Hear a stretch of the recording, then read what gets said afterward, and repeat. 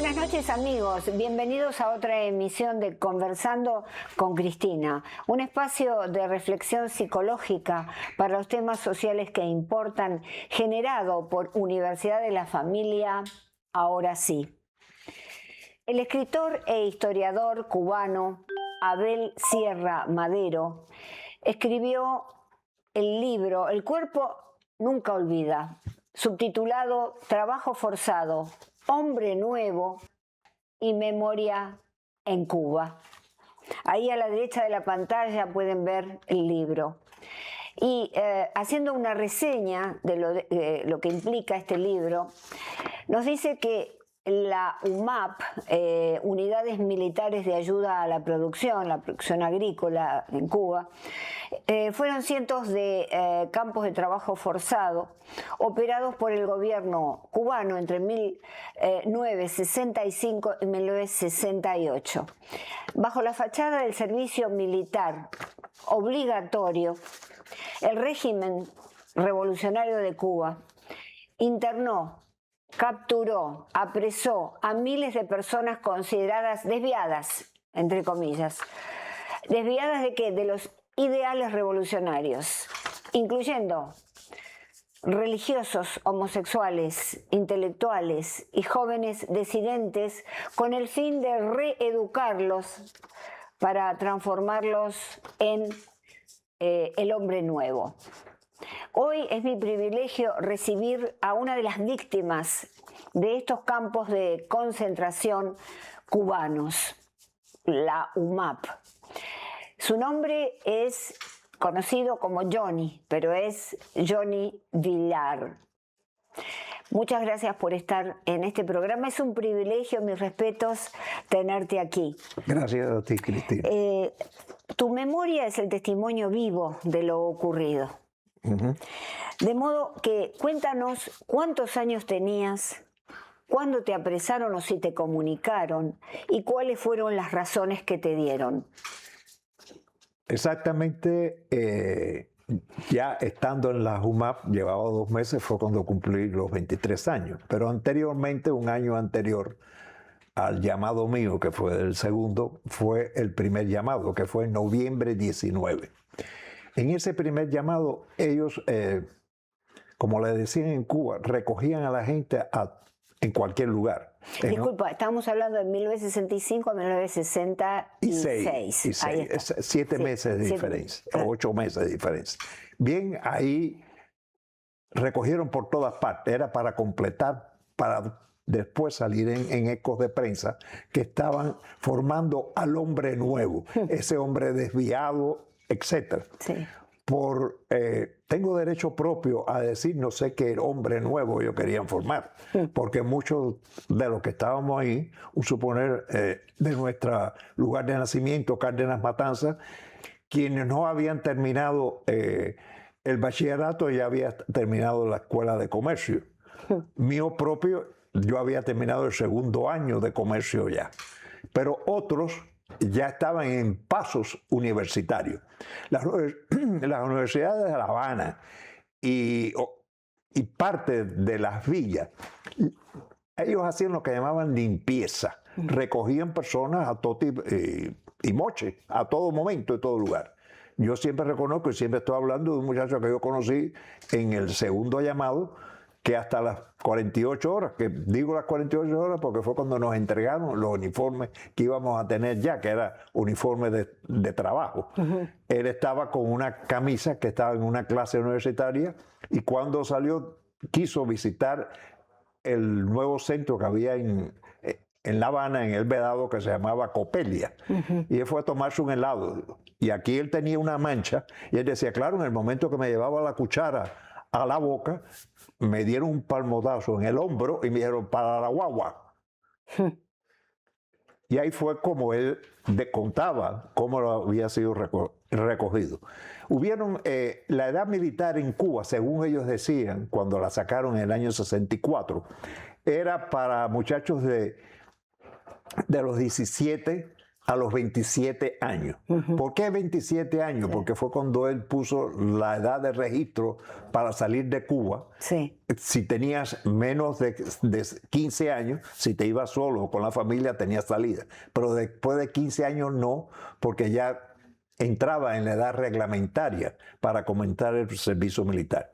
Y entonces estos llamados, con el primero que fue en noviembre del 69, ellos querían acreditar que estaban formando el hombre nuevo. Con esas palabras nos recibieron en un estadio a campo abierto en Camagüey, donde el que hablaba o vociferaba, hablando como voz de padre antiguo, de novela, de película. Aquí estamos formando al hombre nuevo. Yo me acuerdo que me decía, bueno, yo no sé qué hombre nuevo van a formar, porque a mí en particular, mira Cristina, yo salía de Cuba el 24 de octubre del año 62, en el segundo vuelo. Pero el 22 fue cuando los Estados Unidos dijo que en Cuba estaban cohetes instalados en la provincia de Pinar, muy cerca de nosotros, en la provincia de Las Villas. Las personas que vivíamos en Cárdenas, Matanzas, la cual yo soy natural, ya sabíamos por ciertas amistades que vivían cerca de la calle Velázquez que algo estaba sucediendo, porque en horas de madrugada pasaban unas rastras inmensas, casi silenciosas, y casi eliminaban las luces de los dos semáforos que había en esa esquina. ¿Para qué? Porque ahí llevaban parte de los cohetes que ellos estaban instalando por allá, ya entrando en la provincia de Las Villas. Era el lugar más cerca. Exacto. Con respecto a esto, quería mostrar este libro que tú me has traído tan generosamente, de Enrique Ros, El Gulag castrista, ¿no? Exacto. Haciendo alusión a las reglas, digamos, a los ejércitos de la Unión Soviética, que era algo similar.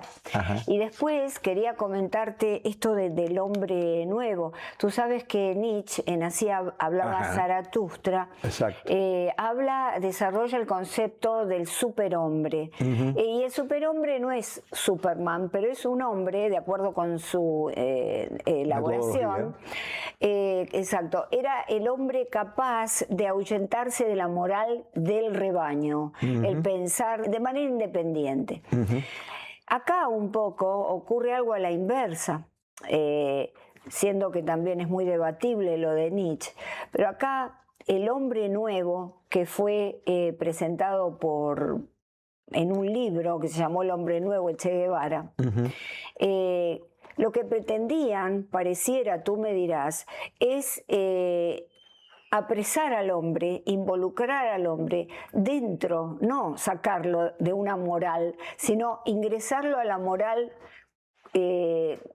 comunista, al rebaño de la moral comunista, para que todos sean iguales. Un concepto que es filosóficamente e humanamente imposible, ¿verdad? Porque todos somos diferentes. ¿Tú qué piensas? Bueno, la formación, ahí te lo puedo decir, si en el año 62 ya yo me marchaba anterior, a mí ya habían familias que habían desprendido porque vieron que aquello era un estado comunista. Sucedió lo de los niños que fueron Peter Pan, salían solos, algunos salían solos, no iban como Peter Pan, pero ya tenían familia radicada en aquellos Estados Unidos, lo estaban esperando. Entonces ellos querían formar más hombres nuevos que fueran sutiles a las enseñanzas. ¿Cómo se dice en inglés? Yes, man, más o menos. Pero no les respondía. Cuando nosotros nos trasladaron de aquel campamento que fue allá cerca de la Virginia, que eso era cerca de un lugar que se llamaba Ceballos, en la provincia de Camagüey, que pertenecía a la parte de Ciego de Ávila. Ahí se cultivaban muchas naranjales grandes, tanto de naranjas agrias como dulces. Nunca ahí nos llevaron a trabajar, porque esos eran negocios los que ellos tenían, que separaban los productos y mandaban los que ellos tenían de trabajo voluntario, pero eran gente preferenciales Claro. de su partido que no podían estropear Claro. ningún tipo de cosecha. A nosotros nos llevaban a lo que era la caña, cortar caña quemada, regar ciertos campos y los campos se regaban con abono. Habíamos muchos que cuando hablaban de riego de abono, yo decía, cójanlo enseguida, porque eso nos sacan a las 5:30 de aquí al campamento y antes de las 9 de la mañana estamos de regreso. Porque como era regar abono solo completamente, lo terminábamos enseguida. Había allí, por supuesto, torturas, había malos tratos, falta de una comida adecuada, tuvieron que, digamos, soportar ese trato. Exacto. Era un campo de concentración. Todo exactamente, completo. Tú sabes que yo a este encuentro tan amable contigo le puse la UMAP y subtítulo Opresión, Resiliencia y Reparación. La opresión en un comienzo fue un concepto clínico, la opresión física, a veces la angustia en el pecho, uno se siente mal y va al médico, pero después pasó a significar una especie de opresión espiritual, que también trae desde ya angustia psicológica. ¿Cómo tú has podido elaborar esa opresión que sin duda has sentido en un primer momento, que de golpe te ves atrapado en ese avasallamiento, en esa tiranía, en esa ignominia? Pues bien, yo al ser cancelados los vuelos en octubre del 62, sí, a los 7 meses presenté para salir por España. En el tiempo eso que yo presenté del 63 al 65, el 66, que fue el llamado mío, cada vez que iba a preguntar, que llevaba ya tiempo esperando a salir, dice, si usted deja casa, tiene salida enseguida. Pero si no deja, casa tiene que esperar, lista de espera. Por eso fue la lista en caer de la lista de espera que me tomó a mí el segundo llamado ya de la UMAP. Era frustrante porque yo al cumplir los 16 años, empecé a trabajar. Lo que aquí en inglés le llaman un office boy. Sí. Yo trabajaba en unas oficinas de azúcar, en la cual iba al banco, al correo. Ya me preparaba según mi carrera para cómo era el procedimiento de un comercio y de una industria. Sí. Y de noche iba a la escuela de comercio a estudiar. Así que a mí conmigo no era esa medida que ellos decían que había que preparar el hombre nuevo, sutilmente. Y como yo, habíamos muchos que recogieron de universidades, de institutos, etcétera, sin haber problema. Pero ellos pensaban que no tenían ni idea o no iban a seguir completamente las instrucciones. Me lo vi al final casi a principios del año 68. Ajá. O sea, 6 meses antes de salir. Que nos dieran completamente, que dieron lo que se llamaba un MAP, por intereses que ellos tenían que lo estaban oprimiendo. Como eran las expresiones de comentar en la revista Paris Match, también de famosos socialistas en el mundo como fuera Jean-Paul Sartre y la mujer, que constantemente hacían preguntas en todas partes. Yo me reía a veces y me decía, señores, recuérdense que Sukarno, cuando lo trajeron a Cuba en el año 60, cuando lo entraron por el malecón y empezó a ver las bellezas del Vedado, digo, y a esto le llaman un país subdesarrollado, porque él sabía lo que es un país por el de él, pero no lo que estaba viendo. Bien. En eso me llevaron para una oficina en lo que llamaban el BON, que era en Ceballos, para que ayudara en la oficina. Me lo sacaron por los conocimientos que yo tenía en el file mío, por la cual me habían llevado a la UMAP. Al ver las estadísticas, había uno que era como el jefe principal que representaba ese BON en Ceballos, y él pensó, este es uno de los tantos. Y me dijo un día, trabajando así sobre el buró, mira, yo sé que se han hecho cosas que están mal hechas, pero hay tiempo para rectificar y eso. a ti te van a hablar algo hoy, escúchalo bien que será mejor. ¿Por qué? Porque ellos empezaron a preparar a los que íbamos a salir todo en junio del 68, pero de ahí sacarlo para el servicio militar obligatorio. O sea, cambio de uniforme a pasar el último año. Claro. Y con la misma ellos te decían, yo creo que se debe escoger porque es una buena opción que no tengas en el futuro, para la sociedad del futuro, cuando tengas familia. No, yo estuve o me mandaron para la JUMAP, salí del servicio militar obligatorio. Claro. Ahora, ¿cómo tú manejaste, si es que lo sentiste, una sensación de captura, Ajá. de tu libertad, Exacto. de imposibilidad de salir? ¿Cómo lo manejaste? ¿Pensabas en tu familia? Porque le queremos dar un poco el costado psicológico. Psicológico, ¿verdad? exacto. Entonces, ¿cómo manejaste esa sensación primera de estar oprimido? Bueno, yo siempre he pensado que después de un domingo viene el segundo día de la semana. Perfecto. Y con eso comienzan los días siguientes. Cuando nos dieron la famosa baja en junio del 78, claro, teníamos que presentarnos en el Ministerio del Trabajo para ver qué trabajo había para nosotros. Cuando yo fui, el que estaba en el buró me dijo, usted sabe, su expediente no dice mucho de usted. Y yo dije, Van, si usted supiera que yo estuve en la casa, abrí el sobre para ver lo que decía adentro, porque me acordaba de las películas que veía en televisión, en el cine, que al calentar el agua tú ponías el sobre y se abría por la goma. Entonces leí todo lo que habían puesto. Vaya, que pusieron cosas tontas como siempre he estado muy ligado a la gusanería cubana. Eso es un refrán que ellos tenían en la calle, los gusanos para afuera, pim por fuera, y todo exactamente. Y digo yo, bueno, ¿y qué usted me quiere decir? Dice, nada más que tenemos para usted agricultura y micons. En aquella época había una cantante en Cuba que se llamaba Elena Burke, que tenía una canción. Muy bien, digo, no, yo soy como la canción de Elena Burke. Y dice, ¿cuál es la canción de Elena Burke? Digo yo, que persistiré. Ah, muy Porque bueno. no quise extremarme con él, digo, por si acaso se complicara más aún mi vida, pero yo decía, ya cumplí 25, así que me faltan 2 años. Como fue la cuestión mía al final de todo ese proceso. Tuve que pasar después el proceso del MICON, o sea, el Ministerio de la Construcción, era pico y pala. No había otra salida, porque si no cumplía, ya eso era un mal para el trabajo. No era un trabajo de que me dieran, no, usted tiene un problema físico, pero lo vamos a poner un hotel para que limpie la sala. No, eso era muy fácil. Ellos pensaban que era para uno.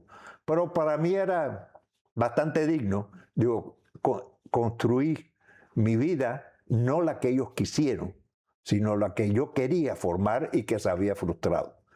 Claro, esto un poco me habla porque hay un libro de Viktor Frankl, que no sé si lo has leído, tú, El hombre en busca de sentido. Ajá. Este libro, Viktor Frankl estuvo en los campos de concentración, muchos, entre ellos Auschwitz en Alemania, perdió toda su familia. Toda la familia. Y él se preguntaba, pero ¿cómo sigo viviendo, verdad, después de todo esto?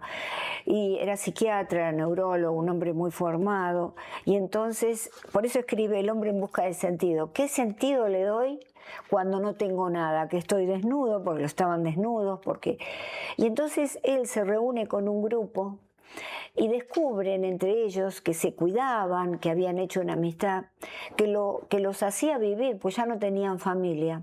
Era ver el amanecer, cuando salía el sol a la mañana. Y si yo sentí que ese era mi sentido de la vida. Hay otra vida. Claro, hay otra vida, no voy a terminar aquí. Tiene que ver mucho con lo que tú hablas de tu persistencia, ¿verdad?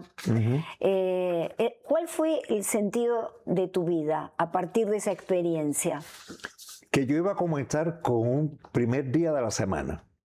Eso es y terminaría con los segundos, los minutos, las horas que formaban ese día, porque iba a comenzar un nuevo día. Como así fue. A los 2 años de haber yo llegado aquí, formé matrimonio. Ya yo conocía a mi esposa de soltera, pero cuando aquello era una niña. Sí, sí. Pero ella salió de entre los niños que salieron de Cuba, no como niña Peter Pan, porque tenía su familia aquí esperando, pero ya la conocí como una joven. Claro. Entonces nos conocimos, empezamos a salir, a escribir, ¿no? Etcétera, etcétera. Qué hermoso.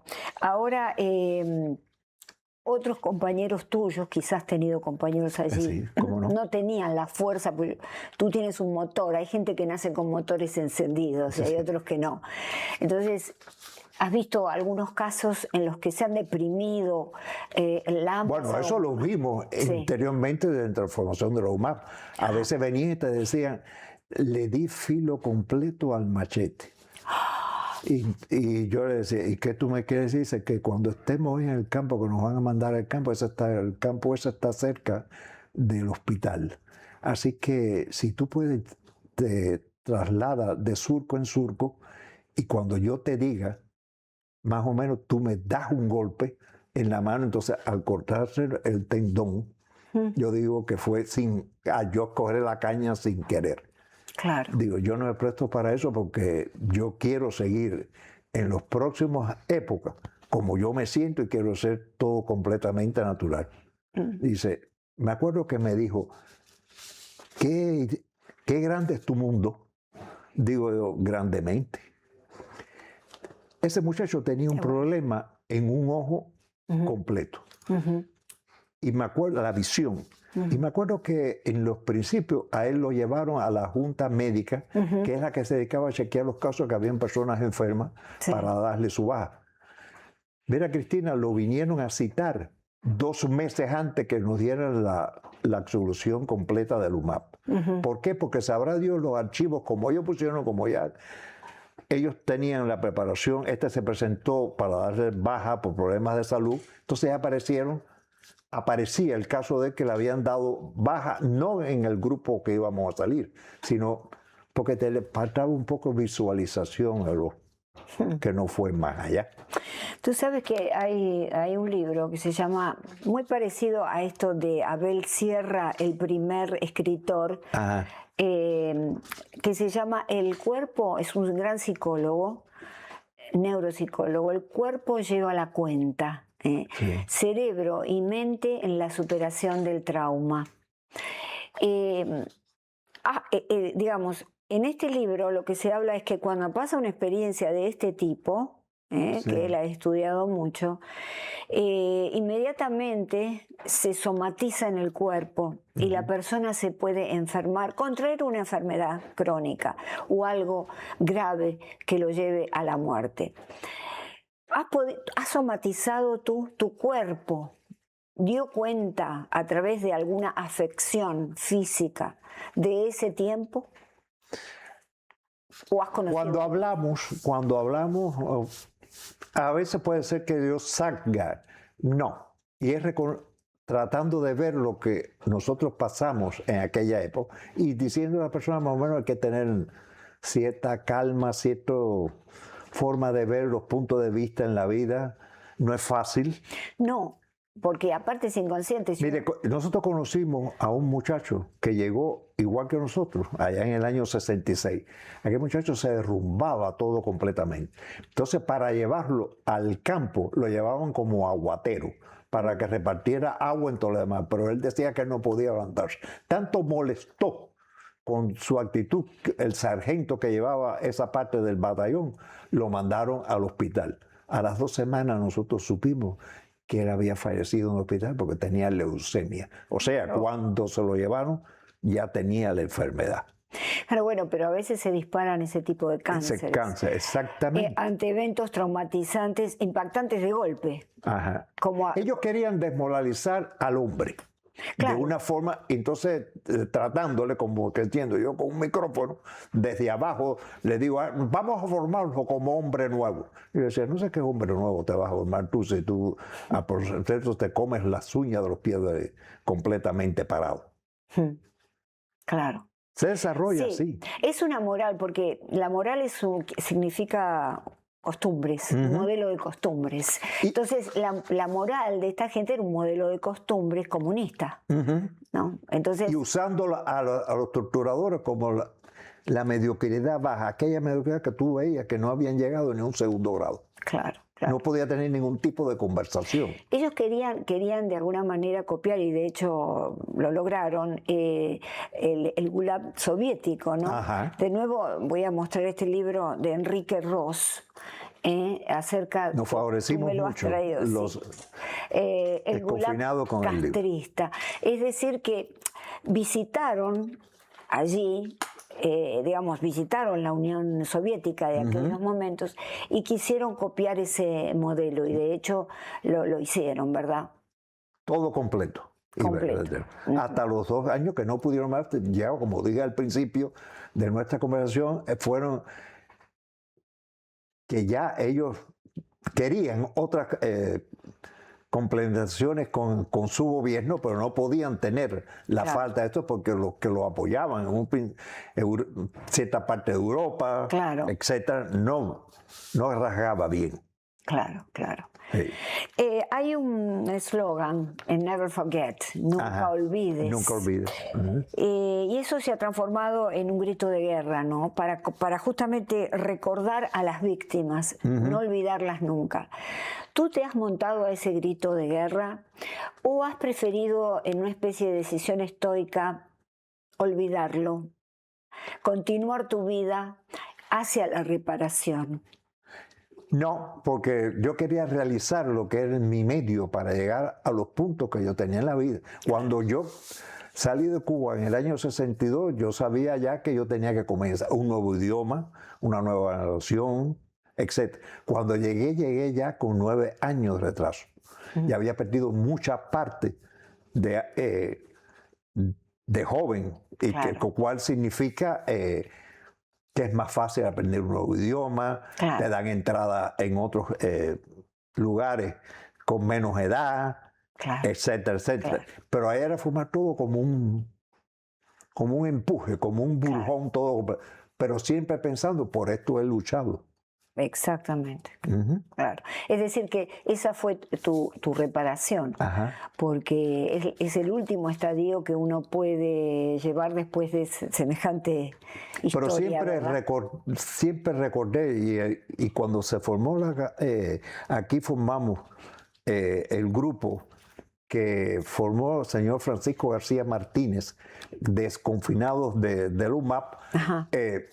Yo me recuerdo que yo le comentaba a Fran, pensar que tú fuiste a un programa de radio, se dio a entender, yo venía ya de regreso a la casa, encendía la radio para oír las últimas noticias, etcétera, y fue que algunos no estaban como nosotros estaban aquí, porque esos tenían otra edad menor Claro. y no habían logrado salir, tenían que Claro. esperar más años. Claro. Así que estaban sufriendo las actitudes de esa sociedad que a la cual hoy en día se sigue hablando que en Cuba tiene que haber un cambio, porque las nuevas generaciones no van a aceptar ese cambio. Por supuesto. ¿No te llama la atención que todo esto haya ocurrido, que continúe el régimen, sí, te tiene que llamar la atención el régimen revolucionario en Cuba, y que no se haya podido desenquistar, que no haya habido organismos internacionales que hayan levantado la voz para poder ayudar a esto? ¿O es que en realidad el pueblo, la mayoría del pueblo, está aún con la ideología No, yo lo que comunista? creo, como se llama, que ha habido gran parte dura de los intereses creados de muchas naciones que fueron con Cuba, y a ellos les molestaba eso. Claro. Pero todo ha sido un fracaso total, como lo vemos en este instante. Ellos trabajaron para hacer un grupo, una mafia, salir adelante. Y cuando me convenga, entonces no lo tenía que tener callado, porque Claro. de ahí no salía. Claro, claro. Vale decir que estos campos de concentración surgieron, esta mentalidad, en base al Che Guevara del hombre nuevo, Fue de estudios. de estudios de él. Y también recuerda que, como se llama, Sí. que no son solamente fueron en el grado extremo de nosotros del UMAP, fueron las personas que comenzaron a partir del año 65, cuando abrieron los canales de salida por Camarioco, pero tenías que tener el hombre, tenía que tener 27 años ya cumplidos. Fueron las personas, hasta que no le llegara la salida, no los podían ver deambulando sin hacer nada, no, tenían que cumplir para ganarse la salida dando construcción o agricultura. Claro, un abuso. Claro, Abuso completo claro, y total, como así se realizó, paga, claro. hasta que llegaron a un extremo. Claro, claro. Me has traído otro libro muy interesante que lo quiero mencionar, Sí. Partido Unión Nacional Cubano.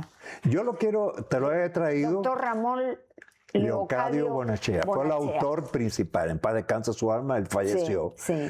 Pero este fue un grupo de cubanos. Por eso yo lo que quiero decir es que con este libro que te he traído a ti, que si tú pudieras divulgarlo y hay personas que pueden Sí, lo podemos, entrevistarlo. en Amazon se encuentra, ¿verdad? Se encuentra. Exacto. Y ver que nunca se dejó de cesar de hacer la protesta. La protesta. De enseñar a la gente. Y en ese libro lo que se consagró, cómo se formaba, y viene bien a estos tiempos, una nueva Cuba, con nuevas leyes, con nuevas generaciones, claro, en la cual nosotros decimos, no va a ser fácil de 1 o 2 años formar un partido. Claro. Ellos tienen que tener una base, y en base de que, por eso está hecho en inglés y en español.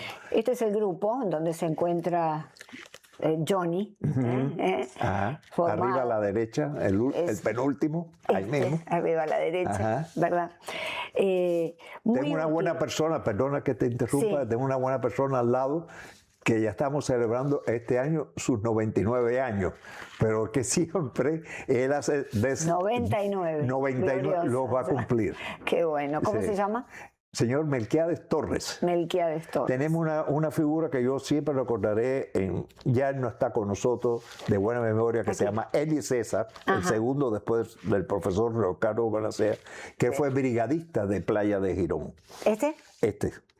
Eli César. Ahí está. Y el último, él estudió abogacía en Cuba y llegó a ser abogado en Cuba. Cuando Playa Girón, cuando el primer bombardeo que se presentó en Ciudad Libertad, como la llamaban ellos, él salió completo en el maletero de un carro para la embajada argentina, que ya le había hablado con el embajador para que lo mantuviera en la casa hasta que pudiera salir de Cuba. Entonces, básicamente, para despertar la atención de aquellos interesados, básicamente, ¿cuál es el resumen de este libro? ¿Cuál es la propuesta? La propuesta es que, ¿cómo se llama? Que está hecho para lamentar los que hablan español completo y los que hablan inglés completamente, pero basado en qué tenemos que hacer los cambios en el poder político, no hacer las cosas a lo loco, con base, ya formándonos de pequeños como que comienza una escuela, desde kindergarten hasta llegar a la carrera. ¿Y a qué niveles llegó del saber,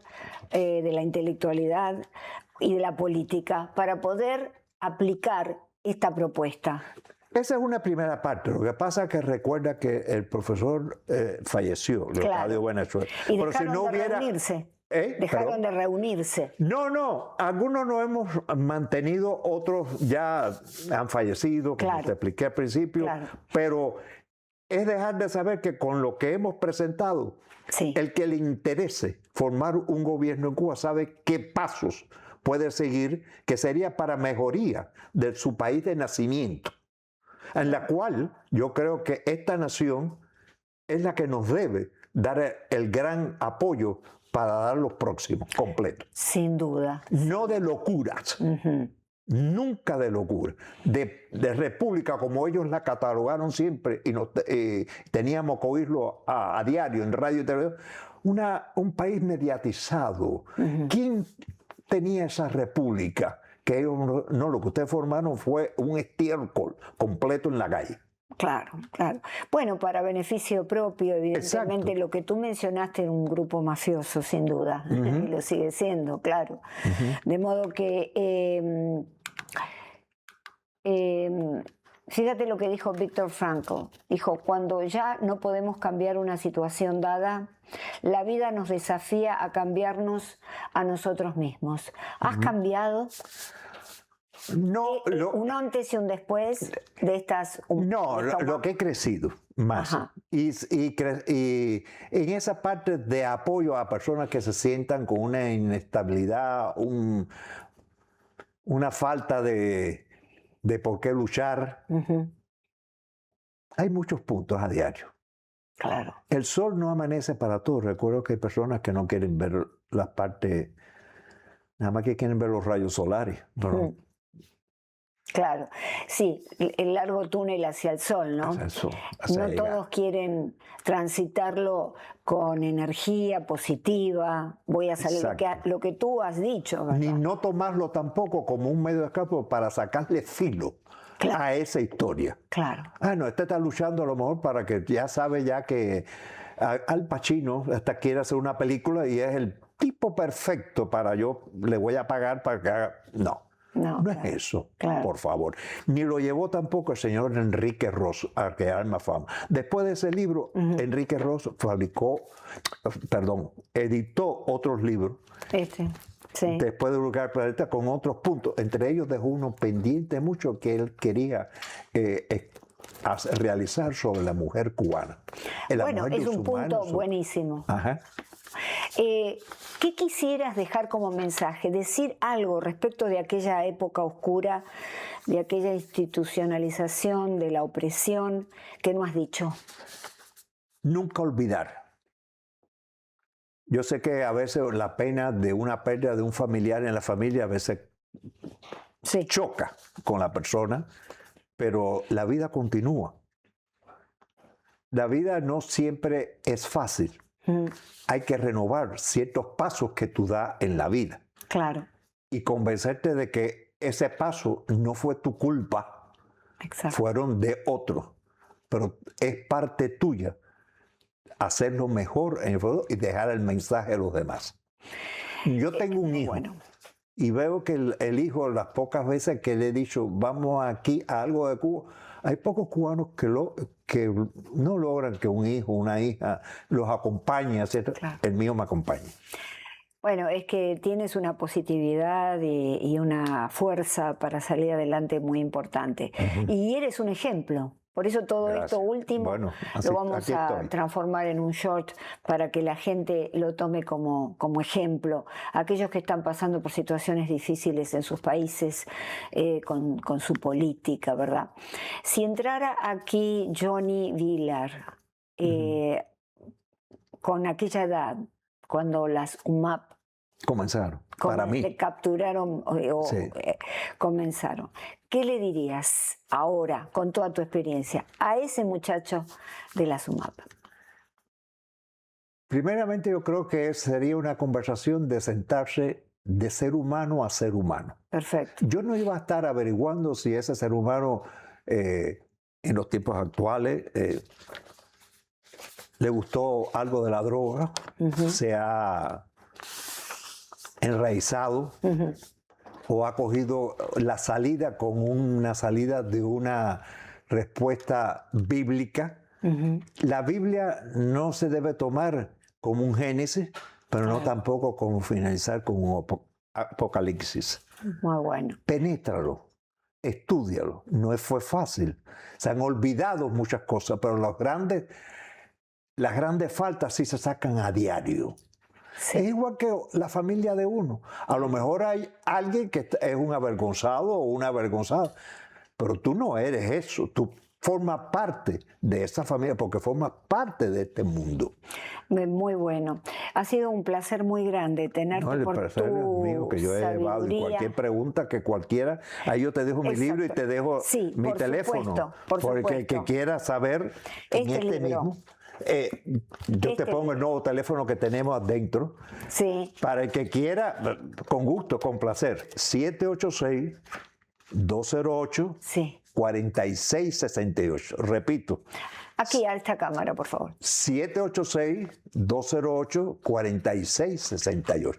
Pueden llamar cualquier pregunta que quieran. Si he dejado algo pendiente, recuérdenme que todos tenemos una historia muy diferente. En estos tiempos que está tratando de hacerse un largometraje, como se hizo de los presos plantados y las presas plantadas, queremos hacer y ya terminar de hacer la historia de las UMAP. No todos tienen el mismo punto de vista. Sí, las UMAP se van a hacer ahora por Lino Villaplana, y lo felicitamos por eso, con el coraje que tiene detrás de todos nosotros. Y vamos a tratar de recibirlo también aquí. Qué placer. No, el placer ha sido mío. Gracias. Hasta la próxima. Así Y a será. ustedes, amigos, les mando un abrazo y muchas gracias por su escucha, por su presencia. Como siempre les digo, cuídense y cuiden a aquellos seres que aman. Hasta la próxima.